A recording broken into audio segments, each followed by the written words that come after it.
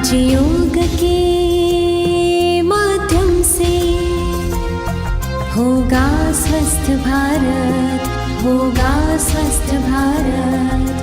तन मन होगा निरोगी और हर जन होगा सदा खुशहाल। भव्य भारत का भव्य निर्माण, स्वस्थ भारत का दिव्य निर्माण, दिव्य निर्माण, नव निर्माण।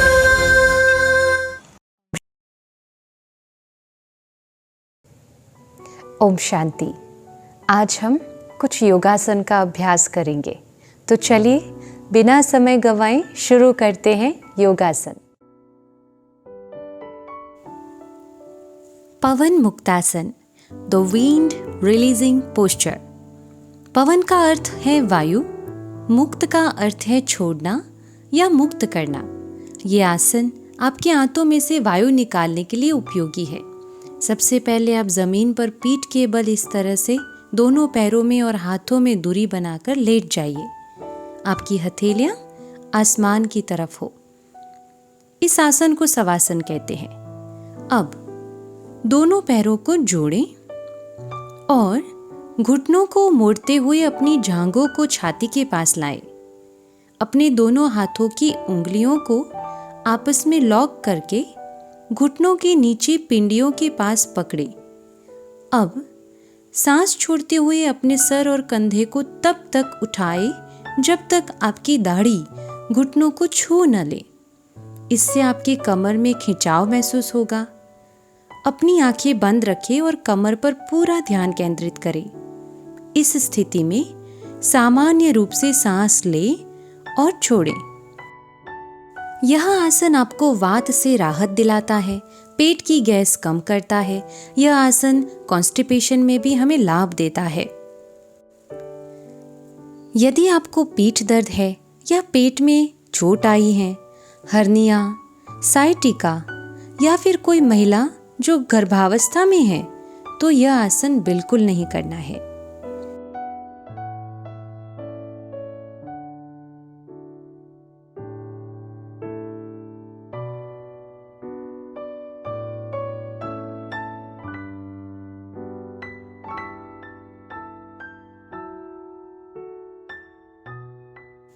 कुछ समय के बाद अपने सर और कंधों को वापस जमीन पर रखें और दोनों पैरों को आराम से सीधा कर दें। सेतु बंधासन, ब्रिज पोस्चर। शवासन में लेट जाएं, फिर अपने दोनों पैरों को जोड़ें, फिर अपने पैरों को मोड़कर अपने हिप्स के पास लेकर आएं।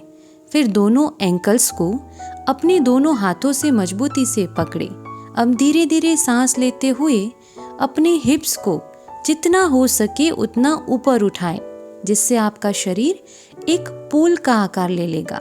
सुनिश्चित करें आपका सर और कंधा जमीन पर हो। आप चाहे तो अपने हाथों से कमर को सहारा दे सकते हैं।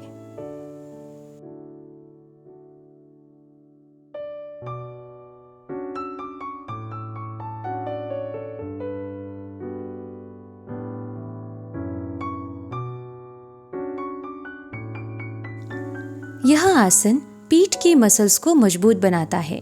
यह आपके पेट के अंदरूनी अंगों में खिंचाव लाकर पाचन क्रिया में सुधार लाता है और आपको कॉन्स्टिपेशन से मुक्ति दिलाता है। यह हृदय की कार्यक्षमता को भी बढ़ाता है।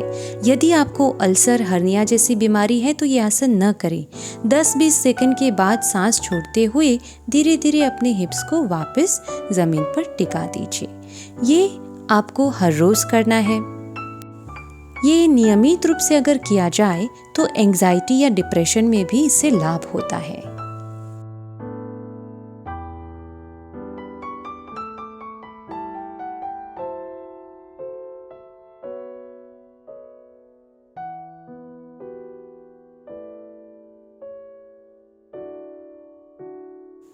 भुजंगासन, कोबरा पोज। इस आसन को करने के लिए पहले मकरासन में स्थित हो जाएं। अब दोनों पैरों को आपस में जोड़ें और दोनों हाथों को सामने की ओर खींचें। अपने माथे को जमीन पर रखें। और अपनी हथेलियों को अपनी छाती के समीप रखते हुए अपनी कोहनी को उठाए। एक गहरी सांस लेते हुए अपनी दाढ़ी को ऊंचा करते हुए अपनी बॉडी को नाभि के हिस्से तक जमीन से ऊपर उठाएं।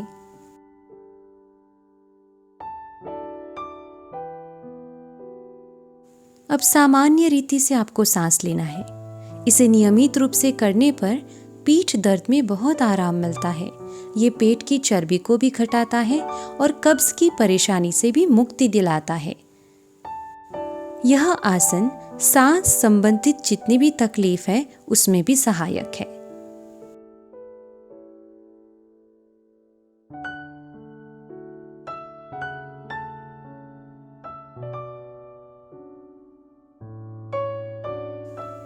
जिसे अल्सर या हर्निया की बीमारी है या फिर पेट में कोई ऑपरेशन हुआ है तो आपको भुजंगासन नहीं करना है। गर्भवती महिलाएं भी ये आसन न करें।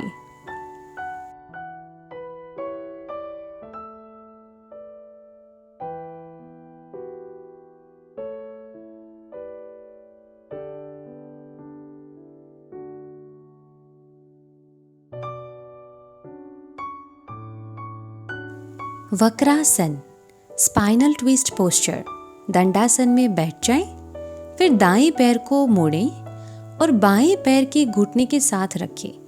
अब अपने बाएं हाथ को दाएं पैर के पास पार ले जाएं और अपनी हथेली को दाएं पैर की बगल में रखें। अब शरीर और गर्दन को भी दाहिनी तरफ ही मोड़ें। पीठ सीधी रखें। 30 सेकंड तक सामान्य रूप से सांस लें और छोड़ें। ये आसन हमारे स्पाइन को फ्लेक्सिबल बनाता है। डायबिटीज को कंट्रोल करने के लिए भी ये आसन लाभदायी है।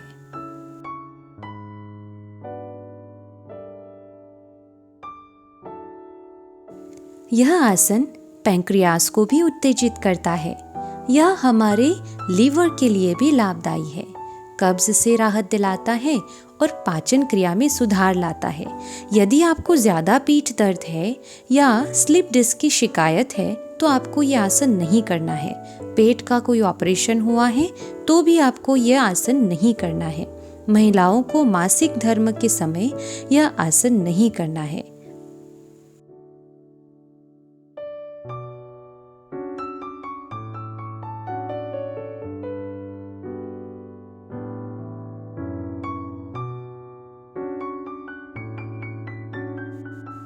शशांक आसन, द हेयर पोस्चर। शशांक का अर्थ है खरगोश। सबसे पहले आप वज्रासन में बैठ जाएं। अपने हाथों को घुटनों पर रखें। अब अपने घुटनों को आरामदायी स्थिति में जितना फैला सकते हैं उतना फैलाएं। आपके पैरों के अंगूठे एक दूसरे को छू रहे हो ये सुनिश्चित करें। अब अपनी हथेलियों को घुटनों के बीच में रखें और अब सांस छोड़ते हुए अपनी हथेलियों को आगे की ओर खींचते हुए अपने शरीर को झुकाएं। ध्यान रखें आपकी भुजाएं समांतर हो और आपकी दाढ़ी जमीन को टिकी हो। दृष्टि सामने रखें। सामान्य रूप से सांस लेना है और छोड़ना है।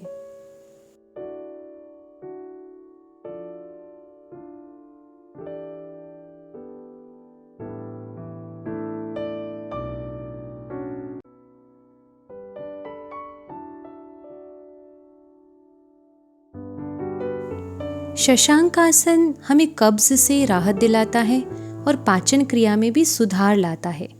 ये आसन पीठ दर्द में भी राहत देता है।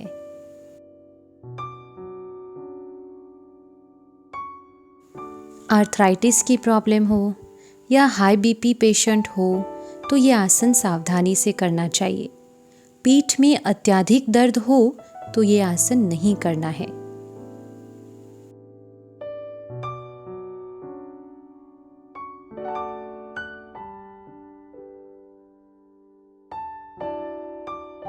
Ushtrasana, camel pose. पहले वज्रासन में बैठे और फिर आहिस्ते घुटनों के बल खड़े हो जाए। अपने दोनों हाथों को कमर पर इस प्रकार रखें कि उंगलियां जमीन की ओर हो। अब धीरे धीरे सांस लेते हुए पीछे की ओर झुके और एक के बाद एक हाथ से पैरों की एड़ियों को पकड़ना है। किसी भी प्रकार का झटका शरीर को नहीं देना है, ये ध्यान रखें। सामान्य रूप से सांस ले और छोड़े, 10 से 20 सेकंड तक इसी स्थिति में रहे। यह आसन मस्तिष्क और छाती में ब्लड सर्कुलेशन बेहतर बनाता है। यह आसन से हमारी दृष्टि में भी सुधार आता है, यानी कि it improves our I sites.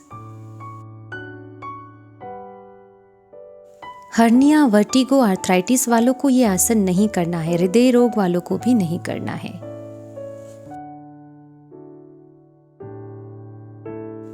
नौकासन, boat pose.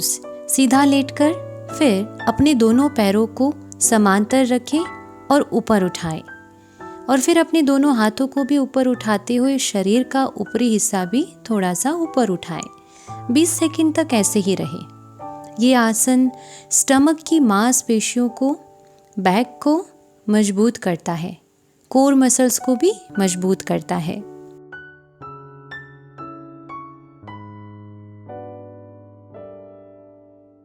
Diabetes हो, एसिडिटी हो, कॉन्स्टिपेशन हो, रात को नींद नहीं आती है तो ये आसन ज़रूर करें। हर्निया, स्पाइन और नेक इंजरी वालों को ये आसन बिल्कुल भी नहीं करना है, इसका ध्यान रखें।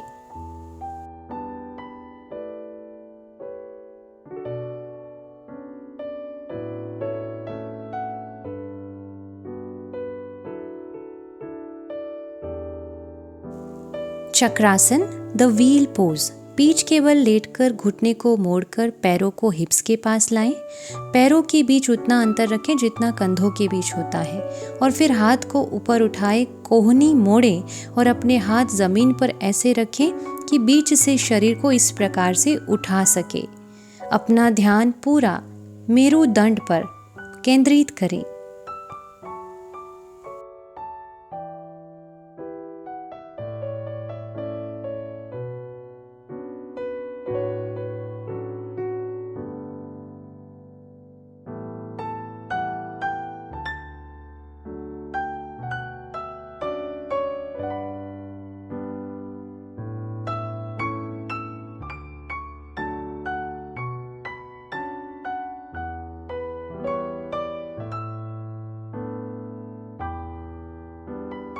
यह आसन शरीर के इम्यून सिस्टम को मजबूत करता है और मोटापा भी कम करता है।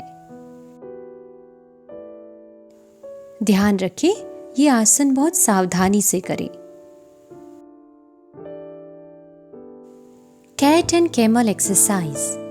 पहले वज्रासन में बैठ जाइए, फिर घुटनों के बल और अपनी हथेलियों के बल पर इस प्रकार 4 पैरों पर खड़े रहें।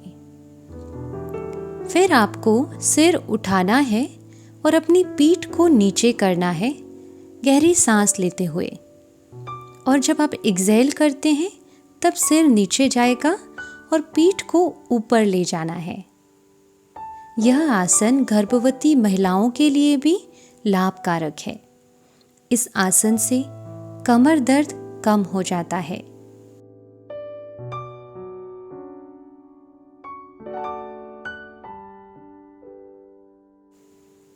स्पाइन भी फ्लेक्सिबल हो जाता है, तो ये आसन जिनको भी कमर दर्द है वो अवश्य करें।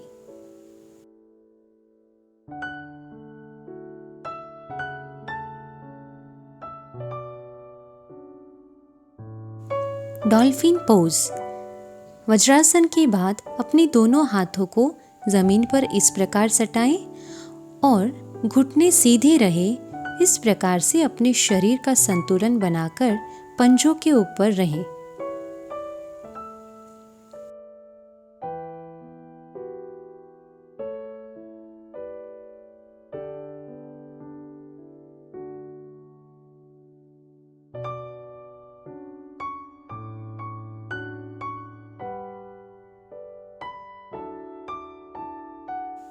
यह आसन करने से आपके कंधे और रीढ़ की हड्डी लचीली बनती हैं और मजबूत बनती हैं।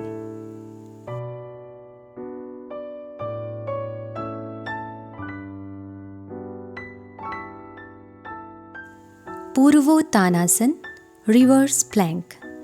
वज्रासन में बैठने के बाद अपने हाथों की हथेलियों को इस प्रकार पीछे लेकर टिका दें। अपने दोनों पैरों को सीधा रखकर एड़ियों के बल पर शरीर को इस प्रकार उठाएं।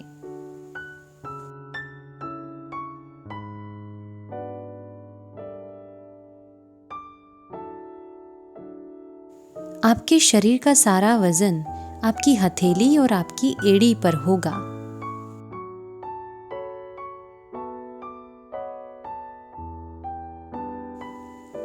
इस आसन को करने से आपके हाथ और पैर के मसल्स स्ट्रॉन्ग बनते हैं। आपकी रीढ़ की हड्डी की लचीलेपन के लिए भी यह आसन उपयोगी है।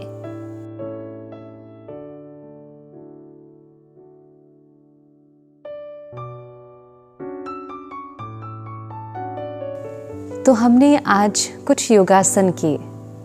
योगासन से शरीर की फ्लेक्सिबिलिटी जो है वो बढ़ती है। हम कितना अपने शरीर को मरोड़ते हैं, कितना मोल्ड करते हैं क्योंकि शरीर का स्वास्थ्य ठीक रहे। बिल्कुल वैसे हमारे जीवन में, रिश्तों में भी ऐसा है। कहीं कहीं अपने आप को मोल्ड करना पड़ता है। अपने संस्कारों को सामने वाले संस्कारों के साथ मिलाना पड़ता है, तभी संस्कार रास मिलन होता है और जीवन निर्विघ्न आगे बढ़ता है। तो जैसे हम फिजिकली फिट होने के लिए, स्वस्थ होने के लिए अपने शरीर को कितना मोड़ते हैं, अलग अलग योगासन में अलग अलग अंगों को अलग अलग रीति से मोड़ते हैं। तो बस अलग अलग परिस्थितियों में अलग अलग व्यक्तियों के साथ स्नेहपूर्वक अपने आप को भी मोल्ड करना सीख लें तो जीवन बहुत सरल और सहज हो जाएगा। अच्छा, आज के लिए इतना ही। कल फिर मिलते हैं एक नई स्वास्थ्य चर्चा के साथ। मुस्कुराते रहिए, स्वस्थ रहिए। ओम शांति। शुक्रिया।